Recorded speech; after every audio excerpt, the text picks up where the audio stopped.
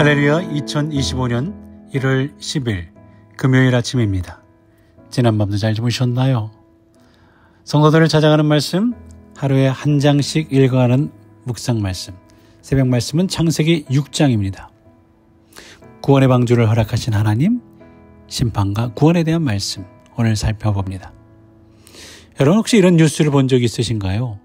기후변화, 전쟁, 사회적 갈등, 도덕적 타락 등 세상이 점점 더 악화되고 있다는 이야기 말입니다.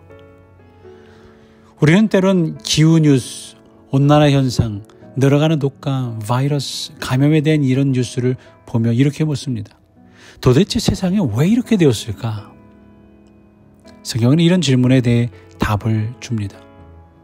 오늘 보면 창세기 6장은 하나님의 심판과 구원의 이야기 속에서 이 세상이 왜 부패했는지, 그러나 동시에 어떻게 구원의 은혜가 우리에게 주어지는지를 보여줍니다.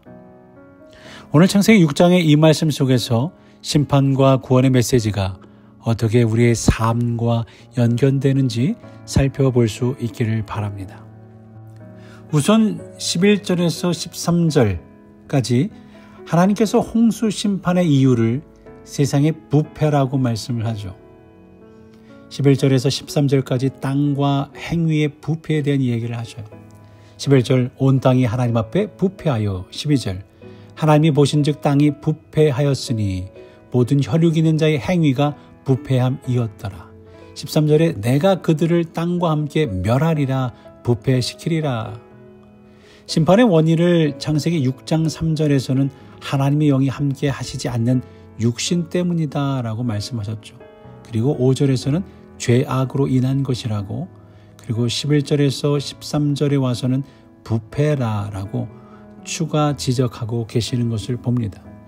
여기서 부패하다라는 히브리어 샤트는 단순히 썩거나 망가진 상태를 의미하는 것이 아니라 완전히 파괴된 상태를 뜻합니다. 이 단어는 물리적, 도덕적, 영적 타락을 모두 포함합니다. 피조물 전체가 하나님의 창조 목적에서 벗어난 상태를 묘사하고 있는 것이거든요. 그래서 하나님은 땅과 사람의 행위가 모두 샤트, 부패했기 때문에 사람들과 땅을 함께 샤트, 멸망시키겠다라고 하시는 것이죠. 특히 이 부패는 단순히 개인의 죄악에 그치지 않고 사회와 환경, 관계까지 파괴시키는 광범위한 영향을 미칩니다. 나로 인해 누군가가 부패하는 거예요. 인간의 탐욕과 악행으로 사회 질서를 파괴할 뿐만 아니라 경제 질서가 파괴된다는 말이죠. 심지어 한 나라를 망칠 뿐만 아니라 자연 질서까지도 파괴할 수 있음을 말해줍니다. 땅과 생태계조차 하나님 앞에 부패하게 되었다고 12절에 말씀하죠. 하나님이 보신즉 땅이 부패하였으니 이는 땅에서 모든 혈육 있는 자의 행위가 그의 길이 부패함이었더라. 이는 죄가 얼마나 치명적이고 광범위한 결과를 초래하는지를 보여줍니다. 오늘날의 세상을 바라볼 때 우리는 창세기 6장의 상황이 단지 과거의 이야기만이 아니라는 사실을 깨닫게 됩니다. 생태계 파괴, 지구 온난화, 도덕적 해이, 계속되는 전쟁, 거기에 대한 보복 등등, 그로 인한 갈등 등 역시 죄의 결과임을 보여줍니다. 이렇게 현대사회에서도 죄가 얼마나 치명적인 결과를 낳는지 미국, 한국, 전 세계 뉴스를 보면 여전히 여실히 보여줘요. 하나님의 심판은 이 부패의 심각성을 바로잡고자 하는 거룩한 정의의 표현입니다. 유명한 신학자 리차드 리버는 이렇게 말했어요. 하나님 없는 문명은 스스로를 파괴할 수밖에 없다라고 말입니다. 하나님 없는 문명은 스스로를 파괴할 수밖에 없다라는 거예요. 우리 시대의 부패와 타락은 하나님을 잊은 삶에서 시작한 것이 아닐까요? 언제나 우리에게 죄, 부패는 치명적 특성과 결과를 가지고 옴을 우린 주목하고 주의해야 할 겁니다. 오늘 말씀 11절에서 13절은 땅과 행위의 부패에 대한 이야기를 했다면, 두 번째로 14절에서 17절까지는 방주를 제작하라는 명령을 하고 계세요. 앞서 심판과 멸망을 말씀하신 하나님은 이제 구원에 대해 말씀하십니다. 가장 먼저 방주를 만들라고 명령하시죠. 여기서 방주는 테바르라는 히브리어예요. 이 단어는 노아의 방주뿐만 아니라 모세를 구한 모세의 갈대 상자도 바로 그때 동일한 단어를 사용했죠. 다시 말해 노아의 방주도 모세의 갈대 상자도 생명을 구원하는 하나님의 도구로 사용되었다는 말이에요. 이렇게 구체적으로 사용하신 하나님을 볼 때 하나님은 다 계획이 있으신 거죠. 하나님은 방주의 재료와 구조, 규모까지 노아에게 상세하게 알려주는 것을 보게 됩니다. 하나님이 세상을 홍수로 심판하실 것이기에 구원의 도구로는 이 방주만한 것이 없는 거죠. 방주를 만들려고 하시는 거예요. 참 합리적이고 자연스러운 것을 봅니다. 심지어 방주의 설계와 재료까지 설명해 주시는 것은 모두 하나님의 세심한 계획 속에 이루어진 것을 알게 됩니다. 이는 하나님의 구원이 인간의 공로가 아니라 철저한 은혜의 기초함을 보여주고 있는 거죠. 이 모든 것이 은혜입니다. 이렇게 은혜로우신 하나님은 거룩하고 의로운 분이기에 죄악을 반드시 심판하십니다. 하지만 심판을 피할 수 있는 길, 즉 구원의 길도 보여주고 계시죠.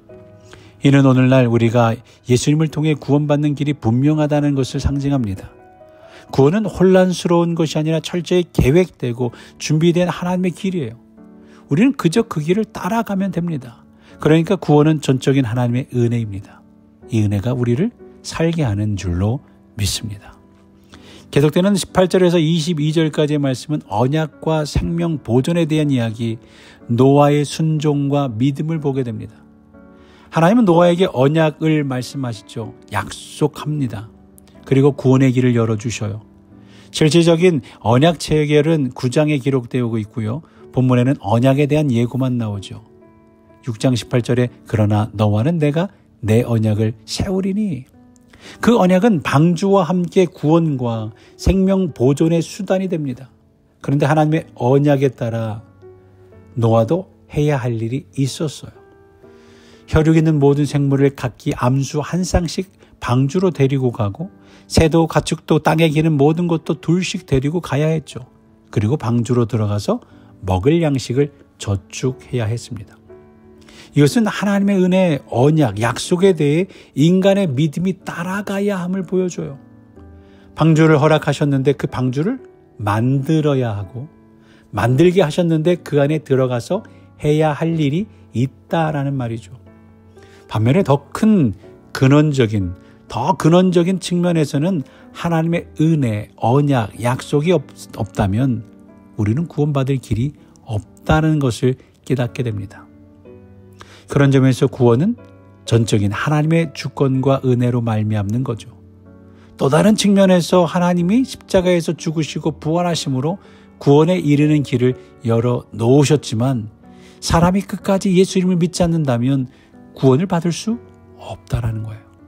하나님이 방주를 통한 구원의 길을 마련해 주셨다 해도 노아가 방주를 만들지 않거나 순종하여 만들지 않거나 가족들이 방주에 들어가지 않는다면 홍수에 휩쓸려 죽었을 겁니다.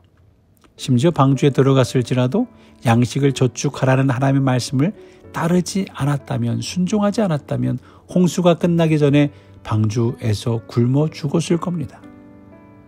그런 점에서 구원의 역사에는 하나님의 은혜와 사람의 믿음의 반응이 어우러진다는 사실을 주목할 필요가 있습니다. 다시 한번요. 구원의 역사에는 하나님의 은혜와 사람의 믿음의 반응이 어우러진다라는 거죠. 그런 면에서 우리는 22절을 명심해야 합니다. 노아가 그와 같이 하여 하나님이 자기에게 명하신 대로 다 준행하였더라. 다 준행했음을 분명하게 말하고 있어요. 이것이 바로 구원받은 하나님 백성이 마땅히 감당해야 하는 삶의 모습일 겁니다. 하나님의 부르심에 응답하며 나아가는 삶이 우리에게 무엇보다 중요함을 말씀해 주시는 거죠. 사랑하는 성도 여러분, 오늘 본문은 우리에게 중요한 교훈을 줍니다. 하나님의 심판은 분명하지만 동시에 그분의 은혜는 놀랍도록 풍성하다라는 거죠. 하나님은 방주를 통해 노아와 그의 가족 그리고 피조물을 구원하셨습니다. 이 방주는 단순히 과거의 구조물이 아닙니다. 오늘날 우리에게 주어진 구원의 상징, 예수 그리스도를 상징합니다. 구원을 상징해요. 구원의 상징입니다. 하나님의 은혜로 시작된 구원은 노아의 순종으로 아름다운 열매를 맺었습니다. 마찬가지로 오늘날 우리도 예수님께서 십자가로 열어놓으신 구원의 길을 믿음과 순종으로 따라야 합니다. 우리도 우리 교회에게 맡겨진 귀한 사명에 대해 순종으로 반응하며 믿음으로 잘 감당해야 할 줄로 믿습니다. 그럼 과연 오늘 우리 교회에게 맡겨진 방주는 무엇일까요? 어떤 방주를 준비하며 그 방주와 함께 우리는 어떤 준비를 해야 할까요? 어떤 충성을 다해야 할까요? 인민의 삶을 살아가는 한인들에게, 지역사회 우리 이웃들에게 우리는 진정한 구원의 방주가 되어줄 수 있을까요? 주님의 부르심에 응답하며 이 사명을 감당할 수 있을까요? 오늘 우리는 노아처럼 하나님의 은혜에 반응해야 합니다. 구원의 방주를 만들어야 합니다. 이 구원의 방주의 역할을 감당해야 합니다. 이렇게 심판 앞에서 하나님이 주신 구원의 길을 따라 믿음으로 순종하여 그 구원의 방주 역할을 잘 감당하는 우리 모두 미네소타 한인연합감리교가 되길 간절히 축원합니다. 이제 우리를 위해, 교회를 위해 송고구 집사님 기도해 주시겠습니다. 다 같이 기도하겠습니다. 사랑과 은혜가 충만하신 하나님, 이제 25년 새해를 맞이하며 주님 앞에 나아갑니다. 지난 해의 못다한 일들을 주님 앞에 내려놓고 새로운 한 해를 시작하는 오늘 아침 이르러 올 한 해에도 주님께서 우리의 안식처가 되어 주시기를 간구합니다. 하나님, 간절히 빌고 오나옵기는 새해는 더욱 두 분 목사님의 지도하에 하나님의 뜻에 합한 교회가 되게 하시고 성도들 간의 사랑과 섬김이 넘치는 공동체가 되게 하옵소서. 새 계명을 너희에게 주노니 서로 사랑하라. 내가 너희를 사랑한 것 같이 너희도 서로 사랑하라. 너희가 서로 사랑하면 이로써 모든 사람이 너희가 내 제자인 줄 알리라는 주님의 말씀을 실천하며 살아가게 하옵소서. 저희 교회가 세상의 빛과 소금의 역할을 감당하는 새해 되게 하여 주시옵소서. 이 모든 말씀 예수님 이름 받들어 기도드립니다.